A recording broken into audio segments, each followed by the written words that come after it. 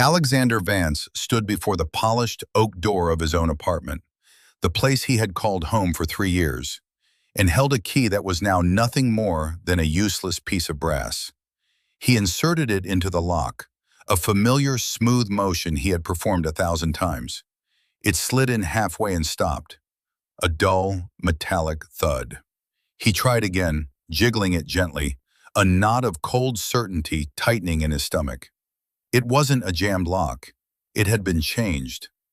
Through the door he could hear the faint, muffled sound of laughter, a sharp, arrogant bark he recognized as his brother-in-law Mark, followed by the softer, more hesitant notes of his wife Sarah. He pressed the doorbell. The cheerful, melodic chime was a grotesque counterpoint to the feeling of ice water seeping into his veins. A few moments passed. The peephole darkened. Then, the click of the deadbolt being drawn back. The door opened, not wide, but just enough for him to see Sarah standing there, her arms crossed over her chest. Her expression was not one of surprise or concern, but of strained, deliberate neutrality. It was the face of someone who had rehearsed this moment. "Sarah," he said, his voice even, betraying none of the storm gathering within him. "My key isn't working." "I know, Alex," she replied, her gaze shifting to a point just over his shoulder. "I had the locks changed this afternoon." The words hung in the quiet, climate-controlled air of the hallway. Behind her, Mark appeared, a smug, triumphant smirk plastered on his face. He was holding a glass of scotch, swirling the amber liquid with a proprietary air. "Having some trouble there, Alex?" he asked, his tone dripping with condescension. Alex's eyes remained fixed on his wife. "You changed the locks on our home and didn't think to tell me?" Sarah finally met his gaze. The defensiveness in her eyes was warring with a flicker of guilt. "Mark is moving in with us for a while. He needed a proper space. We're giving him your study." My study. The room where he spent his nights sketching, drafting, building worlds out of ink and paper. The room that looked out over the city skyline, a view he had specifically designed the entire floor plan to capture. "You're giving him my study," Alex repeated slowly, letting the words settle. "And my things?" "They're in boxes," Mark chimed in, taking a sip of his drink. "Down in the storage unit. Figured you wouldn't mind. It's not like you were using it for anything important." The casual cruelty of it was breathtaking. They had not just displaced him, they had erased him. They had judged his life's work, the quiet passion that fueled him, as unimportant, and packed it away in a concrete box in the basement. Sarah stood there, a silent accomplice to her brother's casual dismantling of their shared life. She was the enabler, the one whose silence gave permission for the cruelty to flourish. Alex looked from his wife's closed-off face to his brother-in-law's sneering one. He saw his father-in-law, Richard, in that sneer, the same arrogance, the same blind faith in the church of wealth and status. They saw him as a failure, a mild-mannered architect with a modest freelance practice, a man who didn't understand the world of high-stakes finance and aggressive acquisition that they worshipped. They thought he was weak, a passenger in the luxurious life Sarah's family wealth afforded them. They were confident in their assessment. They were also catastrophically wrong. What Sarah didn't know, what her smug brother and her domineering father had never once considered, was that Alexander Vance's name was not just on the lease of apartment 18A. His name was on the deed. Not just to the apartment, but to the entire 20-story steel and glass tower known as the Zenith, one of the most exclusive and sought-after residential buildings in the city. He hadn't just designed the view from his study, he had designed the building that framed it, and the one next to it, and the park they both overlooked. They had changed the lock on a single door, completely unaware that he held the master key to their entire world. And within 48 hours, he was going to use it to lock them out forever. Before we watch Alex dismantle the gilded cage his in-laws have built around themselves, I'm curious to know where you're all watching from today. Let me know in the comments below.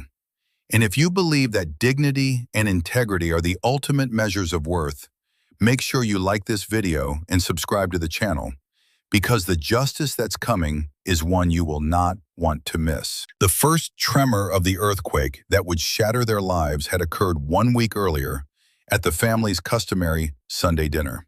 These dinners were a ritual of quiet torture for Alex. They were held in the penthouse apartment of his father-in-law, Richard Sterling, a sprawling, sterile space that felt more like a corporate showroom than a home. Richard, a man who had inherited a fortune and mistaken it for a personality, presided over these meals like a king holding court. Alex sat at the vast marble table, a silent observer, while Richard held forth on his latest acquisition, a majority stake in some tech startup that promised to disrupt the synergy of something Alex couldn't be bothered to understand. His words were a torrent of buzzwords and casual boasts, designed to reinforce his own status and, by extension, diminish everyone else's. "Mark, you'll appreciate this," Richard said, pointing a fork laden with asparagus at his son. Their valuation was a steal. The board was asleep at the wheel. "We went in, cleaned house. You have to be decisive. You can't be sentimental." He shot a pointed look down the table at Alex. "Sentimentality is the death of progress." Alex met his gaze without flinching, taking a slow, deliberate sip of water. He was used to being Richard's favorite object lesson, the living embodiment of everything the Sterling family disdained: quietness, which they mistook for lack of ambition; patience, which they saw as weakness; and a profession that created tangible, beautiful things rather than simply manipulating numbers on a screen. "Speaking of progress," Richard continued, his eyes still on Alex, "Mark's firm just landed the Henderson account, biggest merger of the quarter. That's a 7-figure bonus, minimum. He's looking at getting his own place, maybe in this building, if anything opens up." "We'll see, Dad," Mark said with a practiced shrug of false modesty. "It's a team effort." But his eyes gleamed with the same predatory light as his father's. "Nonsense, you drove it," Richard boomed. He then turned his full attention to Sarah. "And how are you, my dear? And how is your husband?" He said the word husband as if it were a slightly embarrassing medical condition. Sarah, seated beside Alex, shifted uncomfortably. She smoothed her napkin in her lap, a small, nervous gesture Alex knew well. "We're fine, Daddy. Alex is busy." "Busy?" Richard's eyebrow arched. "Busy with what?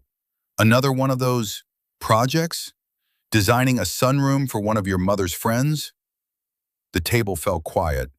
Alex could feel the eyes of Richard's wife, a woman who had long ago faded into the background of her husband's personality, and Mark, and even Sarah, all on him. They were waiting for his reaction. A flush of anger, a defensive retort, something that would confirm their view of him as small and easily provoked. He gave them nothing. He placed his water glass down with a soft click. "Actually, Richard," he said, his voice calm and measured, "I'm finalizing the schematics for a new multi-use development. It's quite a complex undertaking." Richard let out a short, dismissive laugh. "A development? You mean like a strip mall?"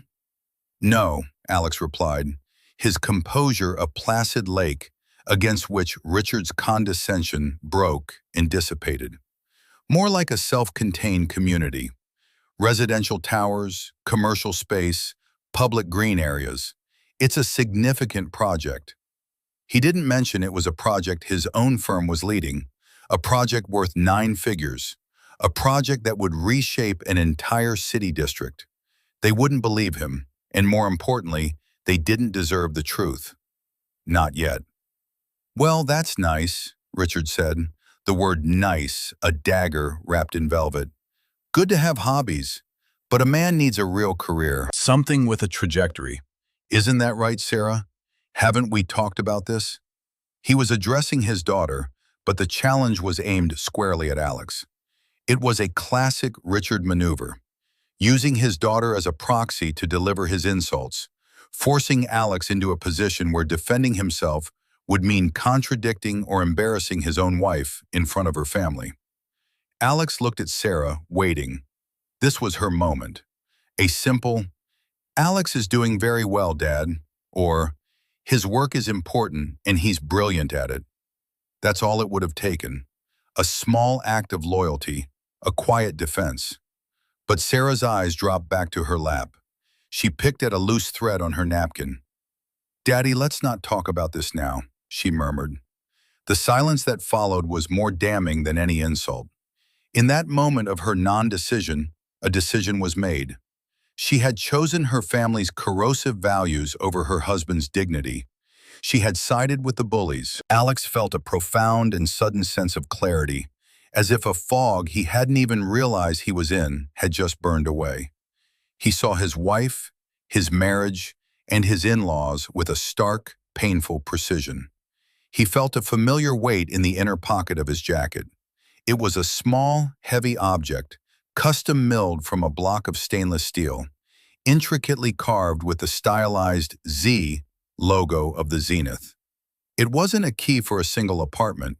It was the master key, the physical manifestation of his ultimate authority over the very ground they were sitting on. He had carried it for months, a private symbol of the truth he kept hidden. He had always imagined revealing his success to Sarah in a moment of shared triumph, a joyous surprise. Now he realized with chilling certainty it would be a weapon. And the target was no longer just her family, but the life they had built together. The dinner conversation moved on, but for Alex, the meal was already over. He was no longer just eating, he was planning. The rest of the dinner passed in a blur of forced pleasantries and veiled insults. Richard pontificated about the stock market, Mark bragged about a recent trip to Monaco, and Sarah offered polite, non-committal responses, casting occasional, anxious glances at Alex. But Alex had retreated into a fortress of calm within himself. He ate his meal with a slow, methodical pace, his mind a whirlwind of logistics and calculations. He was no longer a husband at a family dinner. He was an architect designing a new structure, a structure of consequences. He observed them now with a detached, analytical eye. He saw the subtle cracks in their foundation of arrogance. Richard's need for constant validation, his fear of being seen as anything less than the most powerful man in any room.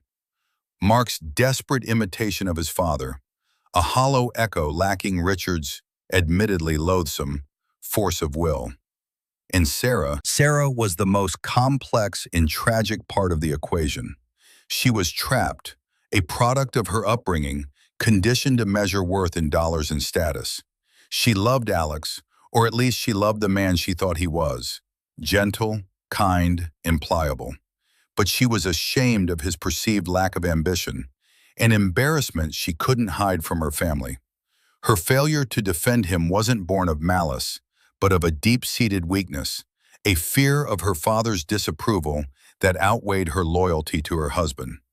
Understanding this didn't lessen the sting of her betrayal, but it clarified the nature of the problem. The entire structure was rotten from the foundation up. As they were leaving, standing in the private elevator that descended from the penthouse, Richard clapped a heavy hand on Alex's shoulder. It was meant to be a gesture of magnanimity, the king bestowing a moment's attention on a courtier. "Alex," he said, his voice oozing a phony, paternal warmth. "I know I can be hard on you. It's only because I see potential. You're a smart fellow. But this architecture thing, it's a gentleman's hobby, not a living. Sarah deserves a certain lifestyle. I've got a friend, runs a logistics firm. He needs a junior analyst. It's not glorious, but it's a start. A foot in the door of the real world. I could make a call." The elevator doors opened into the silent, opulent lobby. The air was cool and smelled faintly of lilies and polish. Alex gently shrugged off Richard's hand. He looked his father-in-law directly in the eye, a hint of a smile playing on his lips. "Thank you for the offer, Richard," he said, his voice impossibly mild. "But I'm quite content building my worlds. Some people are just more comfortable with solid foundations than with logistical speculation." He turned and walked away, leaving Richard standing there with a look of baffled irritation. It was a small act of defiance, a quiet volley in a war only Alex knew had been declared. Sarah hurried to catch up with him, her heels clicking nervously on the marble floor. "Did you have to say that?" she whispered as they stepped out into the cool night air. "You know how he is. He was trying to help." "Was he?" Alex asked, stopping and turning to face her under the soft glow of the building's entrance lights. "Or was he trying to remake me in his own image? Was he helping, Sarah? Or was he telling me, once again, that the man you married isn't good enough?" Sarah flinched. "That's not fair." "What isn't fair?" Alex said, his voice still quiet but now honed to a razor's edge. "Is sitting in silence while your father calls my life's work a hobby. What isn't fair is me having to justify my existence at every single family dinner. What isn't fair is my own wife being too afraid to say, 'Stop.'" Tears welled in her eyes. "You don't understand what it's like. The pressure." "I understand pressure, Sarah," Alex cut in. "I deal with the pressure of multi-million-dollar budgets, of engineering tolerances, of the safety of thousands of people who will one day live and work in the structures I design. What I don't understand is this: weakness. This deference to a man whose only real skill is being cruel with a smile." He didn't wait for a reply. He walked to the curb to hail a cab, a gulf of silence stretching between them. The ride home to their apartment, his apartment, was thick with unspoken words. Sarah stared out her window. Alex stared out his. He could feel the weight of the master key in his pocket, a cold, hard promise. The design was complete. It was time to start laying the foundation for the demolition. The week that followed was a master class in quiet warfare. On the surface, nothing changed. Alex went to his study each morning, and Sarah went to her job at a high-end art gallery, a position her father had secured for her. But beneath the veneer of normalcy, two very different projects were underway. Sarah, prodded by daily calls from Richard and Mark, began a campaign of passive aggression. It started with small things. Mark was saying they're shortlisting candidates for a new VP position at his firm. "The starting salary is more than you made all of last year," she'd mention over breakfast. Or, "Daddy's thinking of upgrading the fixtures in the penthouse. He's using a real design firm, of course, someone with a corporate portfolio." Each comment was a small, sharp jab, designed to chip away at his confidence.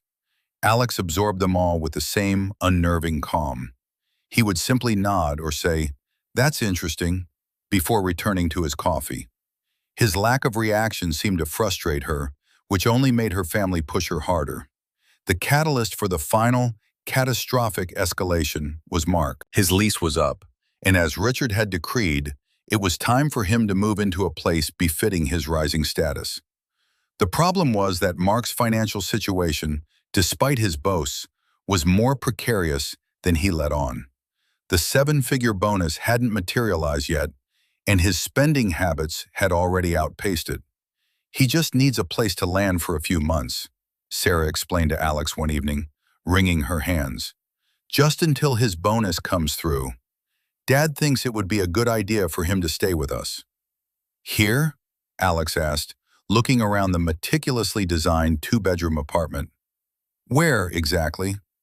"Well, that's the thing," she said, avoiding his eyes. "We have your study. It's a large room. It has a great view. He could set up a desk in there, and we could put a bed in the corner." "No," Alex said. The word was not loud, but it was absolute. "Alex, please, it would just be temporary." "The answer is no, Sarah. That is my workspace. It is the one place in this home that is mine. Your brother is not taking it over." His firmness shocked her. She was used to him accommodating, to him being the peacemaker. She pushed back, this time with an edge to her voice.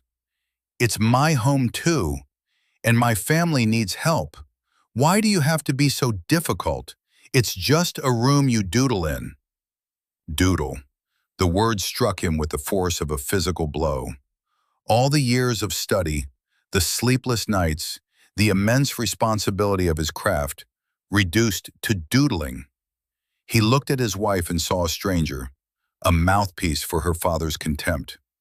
"This conversation is over," he said, his voice dangerously quiet. He stood up and walked into his study, closing the door behind him. He didn't hear the rest of the phone call, but he could imagine it. Sarah, frustrated and emotional, complaining to Richard and Mark about how unreasonable he was being, and he could imagine their response. "He has no right. It's our family. You need to take control of the situation, Sarah. Don't let him walk all over you." Meanwhile, Alex's own preparations were proceeding with quiet efficiency. His first call had been to Evelyn Reed, the senior partner at the law firm that handled all his corporate and real estate holdings. Evelyn was a sharp, no-nonsense woman in her late 50s who had been his mentor in the business world, guiding him since he'd made his first significant return on a small residential project years ago. "Evelyn," he'd said, pacing his study, "it's time. I need you to draw up the paperwork." "All of it?" she asked, a note of grim satisfaction in her voice. She had met Richard once at a charity function and had summed him up in a single, devastating sentence.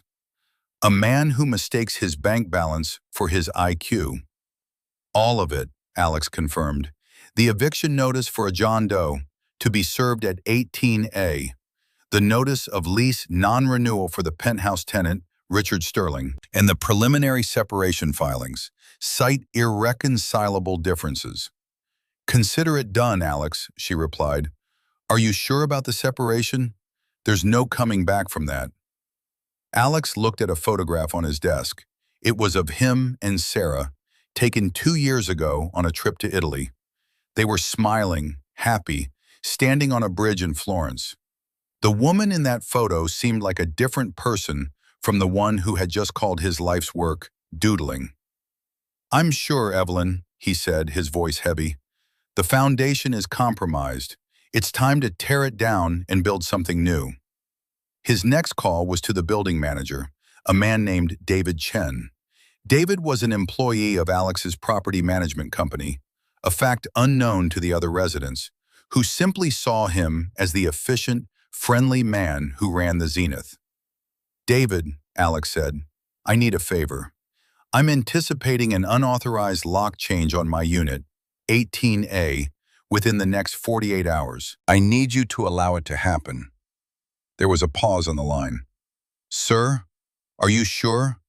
I can have security block any locksmith that isn't authorized by you."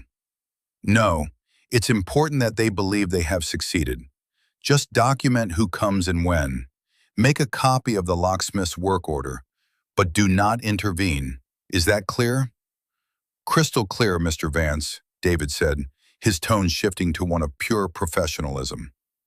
Alex spent the rest of the day in his study, not doodling, but carefully organizing documents. He compiled a file containing the original architectural plans for the Zenith, the financial prospectus, the ownership deeds registered to his holding company, and a summary of the building's quarterly profits. He placed them all in a sleek, black leather portfolio. It was his evidence, his proof. It was the quiet bomb he was about to detonate. The air in the apartment grew thick with unspoken resentments. Sarah was cold and distant, communicating only in monosyllables. Alex was polite and detached, a man moving through the motions of a life that was already over. He was an actor playing a part, waiting for the final scene. He knew they were planning something. He could feel the weight of their collective arrogance pressing in, their certainty that they could and would get their way. He let them. He knew that the higher they built their tower of hubris, the more satisfying the fall would be. The day of the lockout began, for Sarah, with a sense of anxious resolve. She woke up feeling a knot of guilt in her stomach, but a phone call from her father quickly burned it away, replacing it with righteous indignation. He said, "No?" Richard had bellowed through the phone. "Who does he think he is? This is a matter of family, Sarah. Mark is your brother. Is this man you married, this sketch artist, going to stand in the way of you helping your own blood?" He was very firm about it, Daddy, she'd said, her voice small. Then you need to be firmer. It's your apartment as much as his. In fact, given who pays for your lifestyle, I'd say it's more yours than his. The man has no leverage, Sarah. None. You need to show him that his obstinance has consequences. It's for his own good. It's a wake-up call. From her father's perspective, the logic was flawless. Alex was a dependent, a financial lightweight tethered to the Sterling family fortune. They lived in a building far beyond his means, a fact Richard never tired of implicitly referencing. The apartment had been a wedding gift, or so Sarah had been led to believe. Her father had arranged it all, presenting them with the keys and a lease agreement that seemed, to her, a mere formality. She had no idea that the landlord she'd been paying rent to every month was a holding company owned entirely by her husband. The money was simply cycling from their joint account back into one of Alex's own. It was a detail he had kept to himself, waiting for a time when she might appreciate the quiet way he provided for them, a time that, he now knew, would never come. So, fueled by her father's toxic encouragement, Sarah made the call. The locksmith was a quiet man with tired eyes who didn't ask any questions. As he worked, drilling out the old lock cylinder, Mark arrived, all smiles and swagger. "Operation Reclaim the Homestead is a go," he announced, striding into the apartment. He immediately went to the study and threw the door open. "Perfect. This will do just fine. Much better view than my old place." He began directing the movers he'd brought with him. "Okay, guys, let's get the desk by the window. The bed can go against that wall." He turned to Sarah. "We need to get rid of all this junk first." He gestured to Alex's drafting table, the rolls of architectural paper, the meticulously organized shelves of books on structural engineering and urban planning. Sarah hesitated. "Mark, maybe we should just box it up carefully." "Sarah, Sarah, Sarah," he said, shaking his head with a patronizing smile. "It's junk. Let's be efficient." He picked up a beautiful, hand-drawn rendering of a bridge Alex had designed, a project that had won a small but prestigious award. Mark glanced at it for a second. "Scribbles," he declared, and tossed it carelessly onto a pile of other papers destined for a cardboard box. Watching him, a pang of doubt, sharp and painful, cut through Sarah's resolve. She saw the casual disrespect, the utter disdain for something her husband cared about. But then her phone buzzed. A text from her father. "Stay strong, sweetheart. You're doing the right thing." The doubt receded, replaced by the familiar, comforting certainty of her father's approval. She turned away from the study and focused on helping the locksmith install the new, high-security deadbolt. Meanwhile, across town, in a quiet, glass-walled conference room on the 45th floor of a different skyscraper, Alex was having a much different kind of meeting. He sat across a polished mahogany table from Evelyn Reed. The black leather portfolio lay between them. "The documents are all prepared and ready for signature," Evelyn said, pushing a slim folder toward him. "The notices will be delivered by my courier tomorrow at 12:15 p.m. sharp. Is the meeting time and location confirmed?" "Confirmed," Alex said. "The Zenith Penthouse, noon. They believe I've rented it for the occasion." The irony seems to have been lost on them. Evelyn allowed herself a small, grim smile.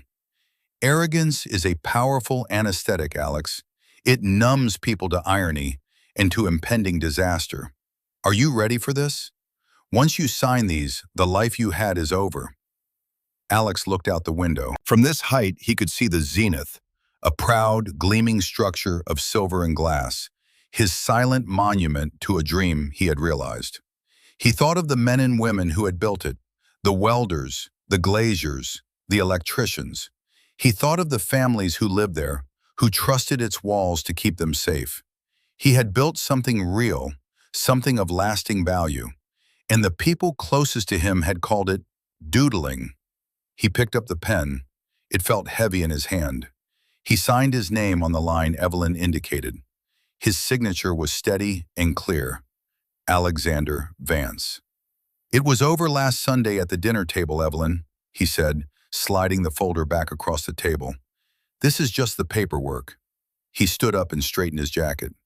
"Thank you for everything." "Just remember the plan," she said. "No anger, no shouting. Let the facts do the work.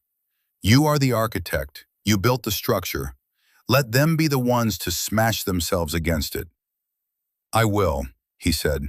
He walked out of the conference room, his stride confident, his mind clear. He took the elevator down to the ground floor, stepped out into the bustling city, and hailed a cab. "Where to, sir?" the driver asked. Alex gave the address of the Zenith. He settled back into the seat, the city lights blurring past the window.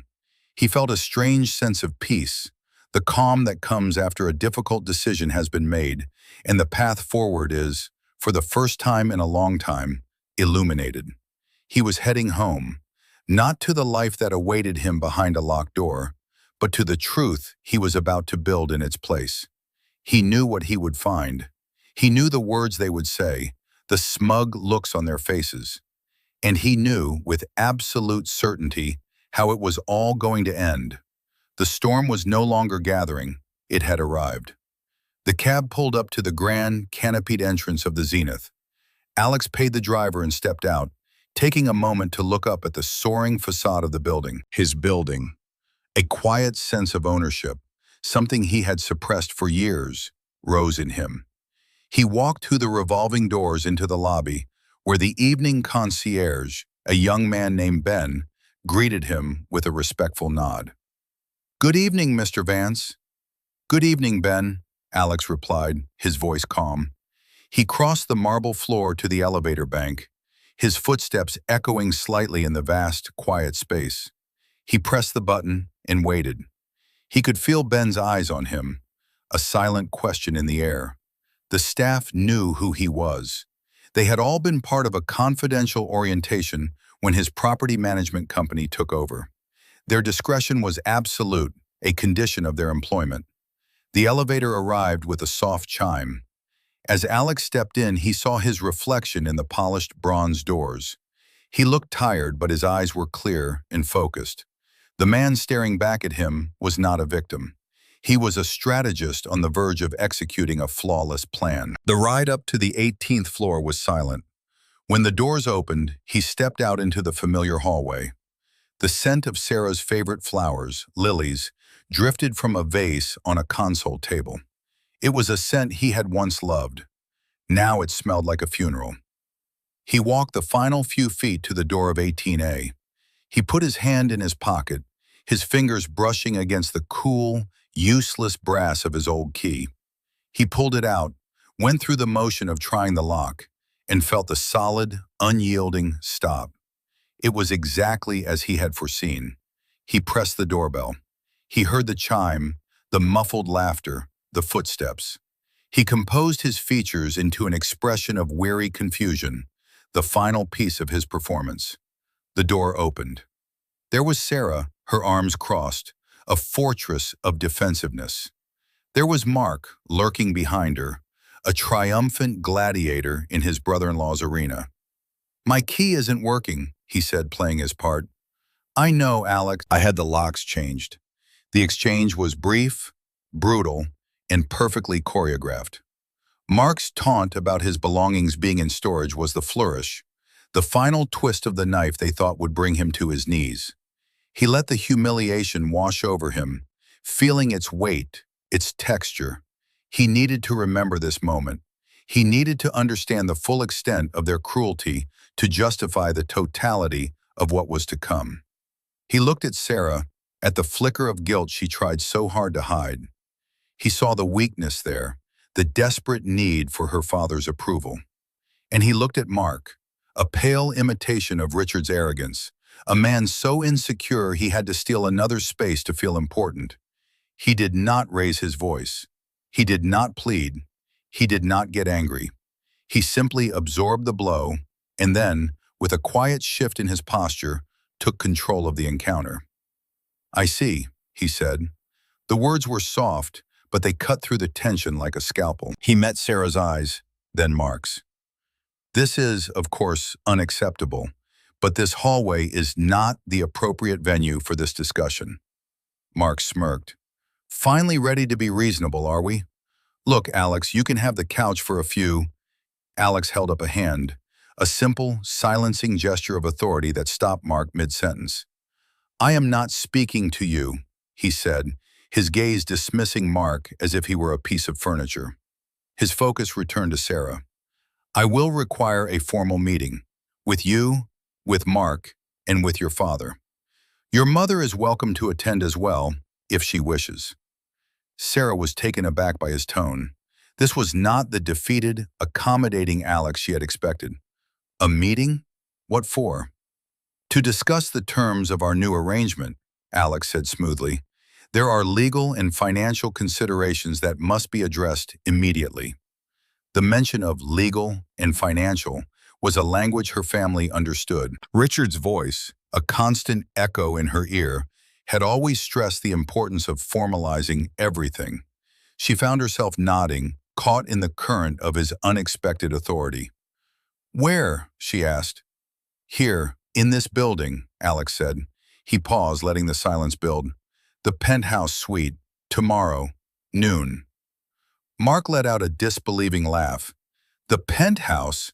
You think you're going to rent out the penthouse for a meeting? Do you have any idea what that costs for an afternoon? Alex ignored him completely. He looked only at Sarah. My assistant will confirm the reservation with the building's event coordinator in the morning. I expect you all to be there. On time.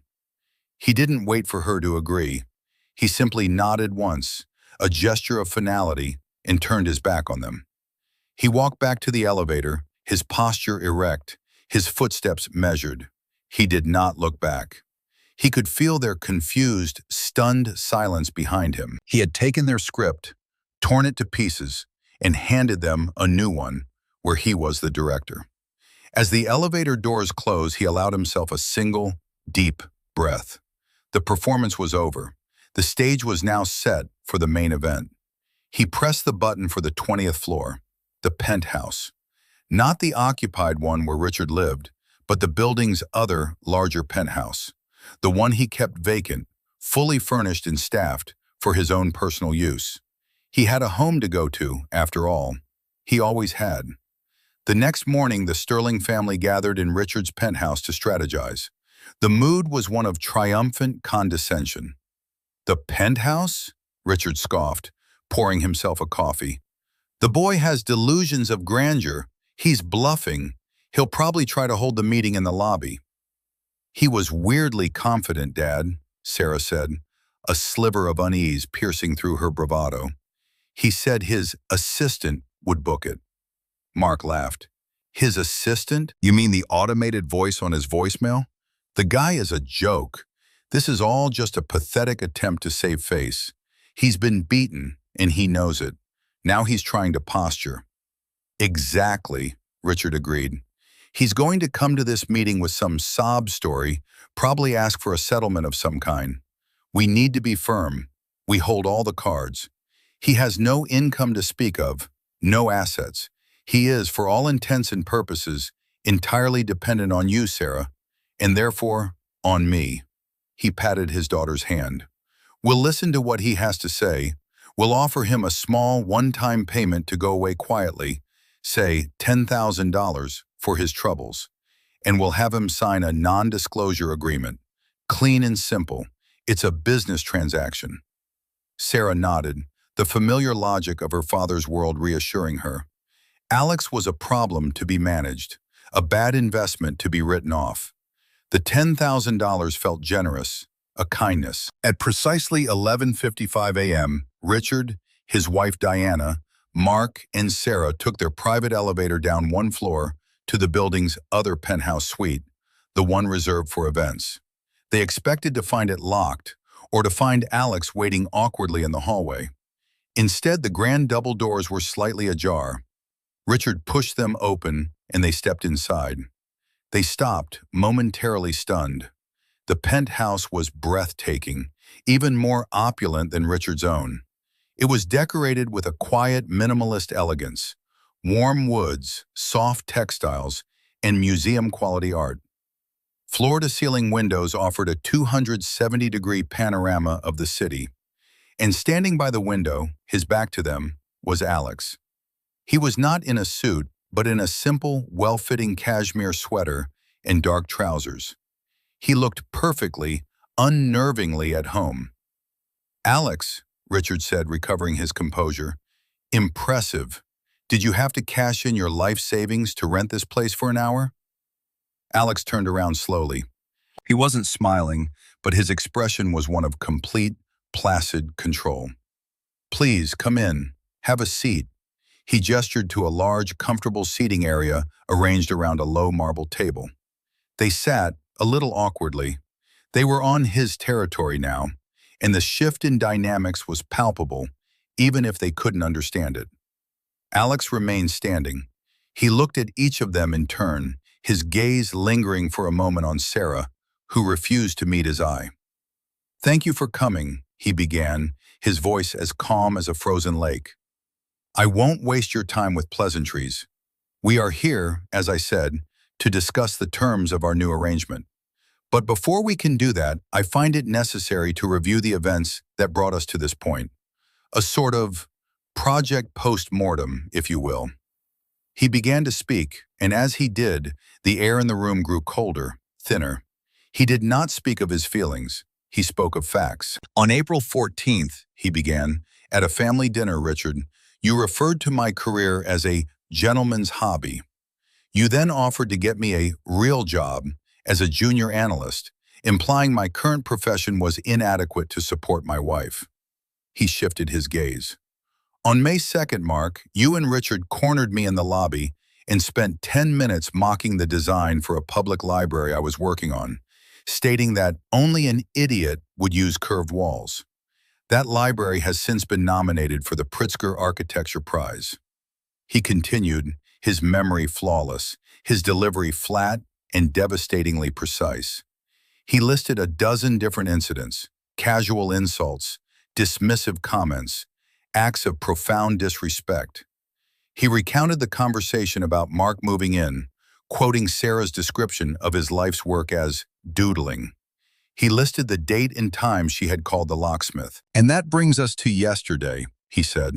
"At approximately 2:15 p.m., my personal and professional effects, including proprietary design documents and client-sensitive materials, were removed from my office without my consent by Mark Sterling and packed away with, I quote, no care for the scribbles. At 3:45 p.m., the locks on my primary residence were changed by order of my wife, Sarah Vance, née Sterling, effectively barring me from my home." He paused, letting the weight of his catalog grievances settle in the room. He had not accused. He had not embellished. He had simply presented the data, a cold, hard list of their actions. He had held up a mirror, and for the first time they were forced to look at their own reflections without the distorting filter of their arrogance. Richard was the first to recover, sputtering with indignation. "Now see here. This is outrageous. We are the aggrieved party here. You have been an ungrateful and unambitious leech on this family for years. We have given you everything." "Given me?" Alex asked, a single eyebrow raised. "That is a fascinating choice of words, Richard. It implies you are in a position to give me anything. That is the central misconception upon which your entire worldview appears to be based. And that is what we are here to correct." He reached down to the marble table where the black leather portfolio sat. He opened it with a soft click of its latches. The family leaned forward, curious, expecting some kind of legal threat, a letter from a low-rent lawyer perhaps. Alex didn't pull out a letter. He pulled out a large, heavy sheet of vellum, a blueprint. He spread it on the table. It was the master floor plan for the entire building. "You see," Alex said, his voice dropping to an almost conversational tone, "you've all been operating under a series of fundamental errors. Error number 1, my career. You believe I am a struggling freelancer. This is incorrect. I am the founder and principal architect of Vantage Design Group, a firm specializing in integrated urban development. We don't just design buildings, we conceptualize, finance, and oversee the construction of entire districts. He took another document from the portfolio. It was a glossy prospectus. On the cover was a stunning photograph of the zenith, gleaming at sunset. Which brings us to error number 2, he continued, his voice as steady as bedrock. Your residence. You believe you live in a prestigious building that I could never afford. This is also incorrect. He opened the prospectus. He turned the pages slowly, revealing architectural renderings, financial projections, and partnership agreements. And then he arrived at the final page, the statement of ownership. At the top of the list of investors, with a controlling 95% stake held through a parent corporation, was a single name, Alexander Vance. He looked up from the documents and met Richard's stunned, disbelieving gaze. You are not the king of this castle, Richard, Alex said, his voice soft, but carrying the devastating force of a wrecking ball. You are a tenant, and I am the landlord. The silence that followed was absolute. It was a silence so profound it felt like the air had been sucked from the room, a vacuum where sound, in comprehension, could not exist. Richard Sterling's face, usually a florid mask of self-satisfaction, had gone a pale, blotchy white. His mouth was slightly open, as if he had been about to deliver a thunderous pronouncement and had forgotten the words. Mark looked as if he'd been struck by lightning. His smugness vaporized, leaving behind only raw, gaping shock. Diana, Richard's wife, simply stared at the documents on the table, her hand frozen halfway to her mouth. And Sarah was looking at Alex, but it was as if she were seeing him for the first time. The quiet, gentle, unassuming man she had married had vanished. In his place was this stranger, this titan of industry, a man who moved with an authority she had only ever seen her father pretend to have. The entire architecture of her life, the assumptions and beliefs that formed its very foundation, had just been leveled. That's impossible, Richard finally stammered, his voice a hoarse whisper. This is a trick, a forgery.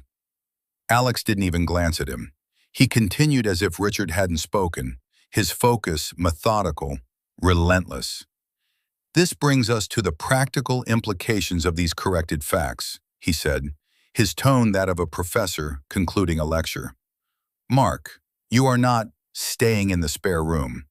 You are, in fact, illegally occupying a space within my property. Your possessions constitute an unauthorized encroachment. You will have them removed within 24 hours, or I will have them disposed of at your expense. He then turned his cool, analytical gaze on Richard. Richard, your lease on Penthouse B is, as you know, up for renewal in 30 days. I have decided not to renew it. You will receive a formal notice to vacate the premises by the end of next month. I trust you will find a suitable new residence, though I imagine it may be difficult to find one with a comparable view. The casual, devastating finality of the statement landed like a physical blow. Richard's penthouse was the epicenter of his social and business life, the symbol of his status. To be forced out was not just an inconvenience, it was a public execution of his prestige. Finally, Alex's eyes came to rest on his wife. The coldness in his expression softened, replaced by something far more painful, a deep, profound disappointment. And Sarah, he said, his voice losing its hard edge, becoming quiet and weary. Our marriage. You changed the locks. You made a choice. You chose their values over our vows. You chose status over loyalty. You chose cruelty over kindness. He paused, and in that moment, Sarah finally broke. A sob escaped her lips. Alex, I didn't know. That is the entire point, Alex said, his voice gentle but firm. You didn't know. You didn't care to know. You measured my worth by the standards your father gave you, and you found me lacking. You never once thought to look deeper, to ask about my work, To believe in the man you married instead of the balance sheet your father worships. Your betrayal was not conditional on my wealth. It was absolute, and so are its consequences. He slid a final document across the table toward her. It was not from the portfolio. It was a simple, folded piece of legal paper. She reached for it with a trembling hand, her eyes wide with dread.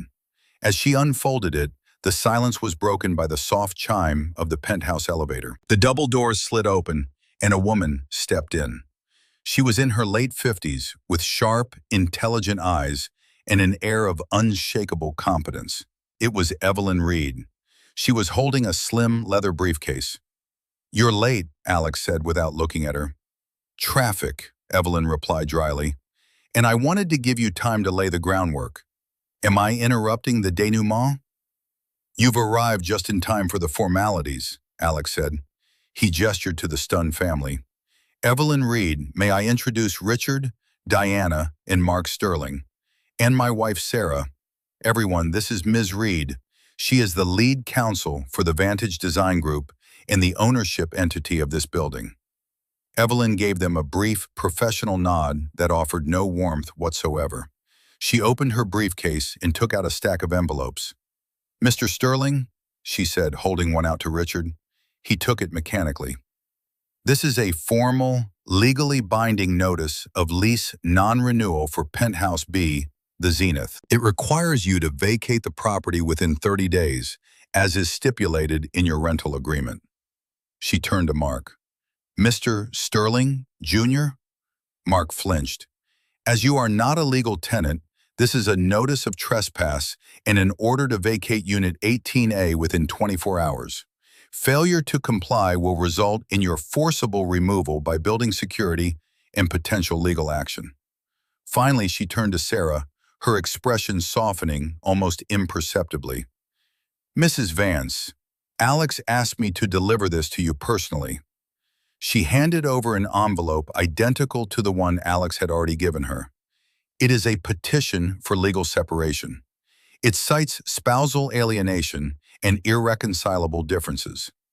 I am instructed to inform you that Mr. Vance will be fair and equitable in the division of marital assets, but the marriage itself is, in his view, concluded." Sarah stared at the envelope in her hand, then at the identical paper she had just unfolded. She looked at Alex, her face a mask of disbelief and utter devastation. "Alex, no, please. We can fix this. I love you." "Do you?"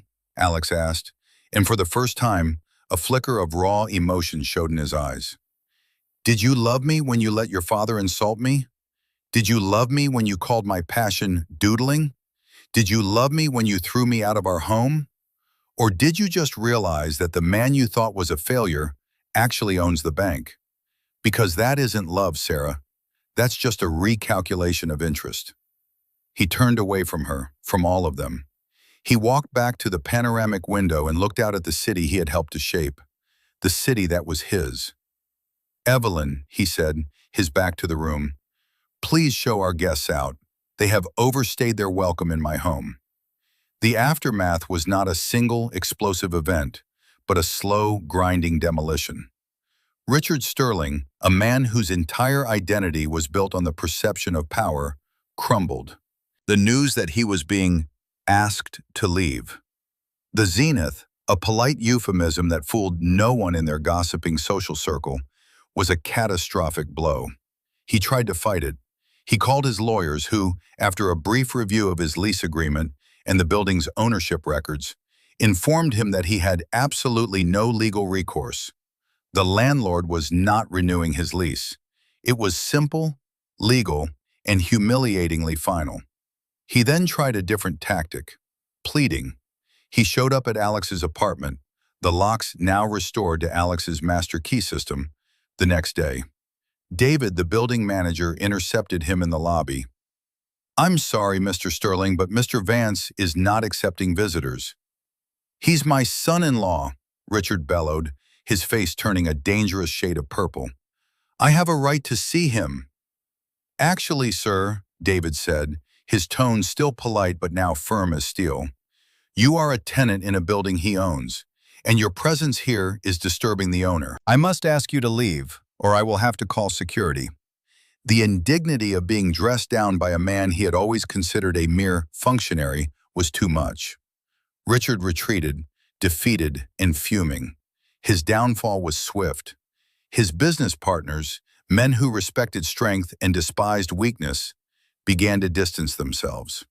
The aura of invincibility he had cultivated for decades evaporated, revealing the ordinary, insecure man beneath. Mark's fall was faster and far less dignified. He was given exactly 24 hours. He spent the first 12 in a state of shocked denial, drinking scotch in Alex's study and trying to convince himself it was all an elaborate bluff. The reality set in when two large, impassive security guards, accompanied by David Chen, knocked on the door at noon the next day. "Mr. Sterling," David said, holding a clipboard, "your time is up. You can either finish packing your belongings and leave under your own power, or my men will pack them for you and escort you from the premises. The choice is yours."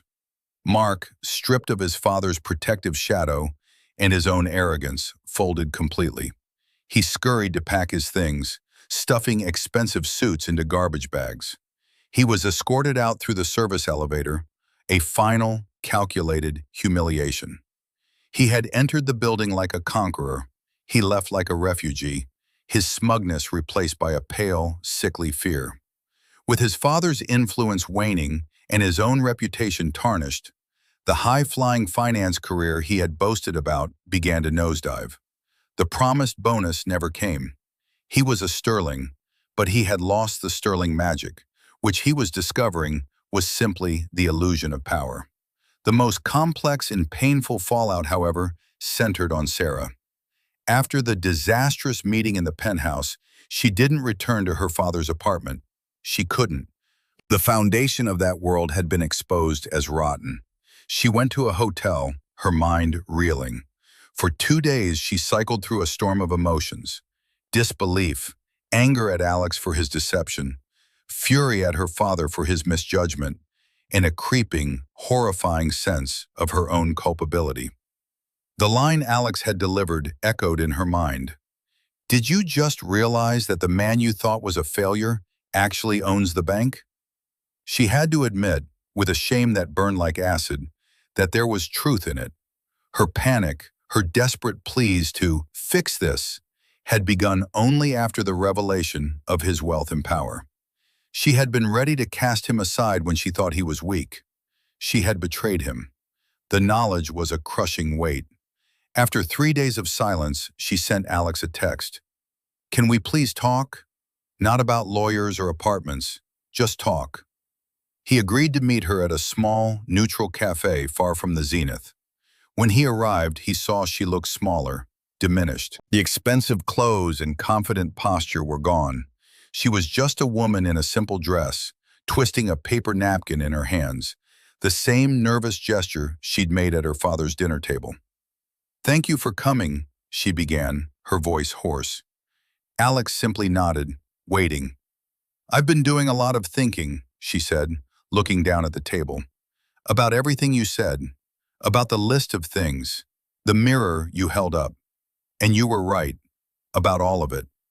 She finally looked up, and he saw genuine remorse in her tear-filled eyes. "I was a coward, Alex.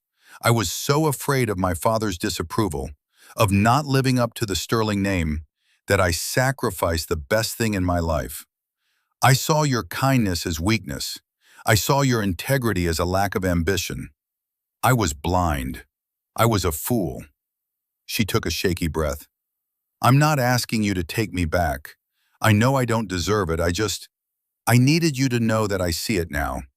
I see you, and I am so sorry for what I did, for the person I was." Alex listened, his expression unreadable. For years he had longed to hear her defend him, to see her choose him. Now here it was, too late. The wound was too deep, the betrayal too fundamental. "I believe you are sorry, Sarah," he said, and his voice was gentle, without a trace of vindictiveness. And I think this is the beginning of you figuring out who you are without your father's influence. That's a good thing." He leaned forward slightly. "But the apology you owe isn't just to me, it's to yourself. You betrayed your own heart because you were taught to value the wrong things. The problem wasn't that you didn't know I was wealthy. The problem is that it would have mattered." The truth of his words settled between them, stark and undeniable. "The legal separation will proceed," he continued softly. "We will be fair. You won't have to worry about money, but we cannot go back. The trust that holds a marriage together, you and your family demolished it. And I've learned that some structures can't be repaired. They have to be torn down so something new and stronger can be built in their place." He stood up. "I wish you well, Sarah. I truly hope you find your own foundation to build on." He left her there, crying silently into her coffee. It was not a victory. It was a tragedy. But it was a necessary one. The path to redemption for her, he knew, had to be walked alone. 6 months passed. The city moved into the crisp, clear days of autumn. From his study in apartment 18A, now restored to its former purpose, a sanctuary of creativity and quiet focus, Alex looked out at the changing colors of the leaves in the park below. The zenith stood as it always had, a silent testament to his vision. But his life within it was entirely new. He had poured his energy into his work. The library project he'd been mocked for had indeed won the Pritzker, the highest honor in architecture. His firm, Vantage Design, had broken ground on the massive urban renewal project he'd mentioned at that fateful dinner. He was no longer hiding his success. He was simply living it, quietly and without fanfare. The wealth and power were tools, not trophies. He used them to create beautiful spaces, to fund scholarships at his old university, and to build a life of purpose and integrity. He rarely heard from the Sterlings. Richard and Diana had moved into a respectable but far less glamorous condominium across town. Their social influence had vanished. Richard was a cautionary tale whispered about at cocktail parties, a king who had been deposed by the court jester he had failed to recognize. He was a man forced into a quiet retirement he was temperamentally unsuited for. Mark had fared worse. Unable to maintain his extravagant lifestyle, he had been forced to take a humbling, lower-level job at a rival firm, trading on the dregs of his family name. He was bitter and angry, blaming Alex for his downfall, never once acknowledging the role his own arrogance had played. And Sarah. Alex had kept his word. The divorce settlement was generous, giving her complete financial independence. He heard through a mutual acquaintance that she had moved out of the city for a while, spending time on her own, away from the toxic influence of her family. She had reportedly enrolled in a university program, studying art history, not as a hobby, but as a genuine passion she was now free to pursue for its own sake. She sent him a single postcard, a picture of a cathedral in Spain. On the back, it simply said, "Look at the foundations. I'm finally starting to understand. Thank you." Alex kept the postcard on his desk. It was a symbol not of what was lost, but of what could be rebuilt, even from ruins. One afternoon, Evelyn Reed came to his apartment to review the quarterly reports for the building. They sat in the living room, drinking tea. "The building's financials are stronger than ever," she said, closing a folder. "And the tenant satisfaction rate is at 98% since Mr. Sterling's departure. It seems a little less arrogance in the elevator makes for a happier community." Alex smiled. "Good. That's what it was always meant to be, a community." "And you?" Evelyn asked, her sharp eyes studying him. "Are you happy, Alex?" Alex considered the question. He thought of the pain of the betrayal, the unpleasant but necessary demolition of his old life. But he also thought of the peace he now felt, the freedom to be himself unapologetically, the satisfaction of his work, the quiet dignity of his days. "I am," he said, and he was surprised by the simple truth of it. "I'm at peace. I've learned that you can't build a life with someone who doesn't respect the materials you're made of. My foundation is solid. The story of Alexander Vance became a quiet legend in the halls of the Zenith. It was a reminder that true strength isn't loud or boastful. It's patient. It's dignified. It's the quiet confidence of a man who knows his own worth, regardless of whether others can see it. It teaches us that respect is the bedrock of any relationship, and without it, even the most beautiful structure will inevitably collapse. The most important home we build is the one founded on our own integrity, a place where no one can change the locks on our soul. What do you think? Was Alex right to dismantle his old life so completely? Or should he have tried to forgive Sarah? Let me know your thoughts in the comments below. And if this story resonated with you, please remember to like and subscribe for more tales of justice and redemption. Thank you for watching.